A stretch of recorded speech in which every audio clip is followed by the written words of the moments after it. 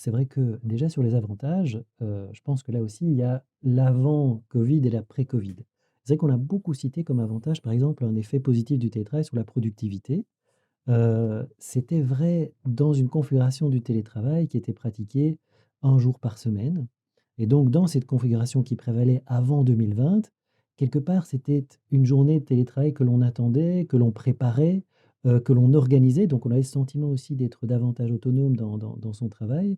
Il y avait un temps de transport qui était essentiellement alloué à du temps de travail, en grande partie, un temps de travail plus dense parce que pas d'interruption. C'était vraiment aussi un isolement choisi. C'est le fait de se dire: «Voilà, ce jour-ci, je télétravaille, je suis chez moi» et c'est tout cela qui explique quelque part le gain, en termes de productivité, de qualité de vie au travail et de qualité du travail.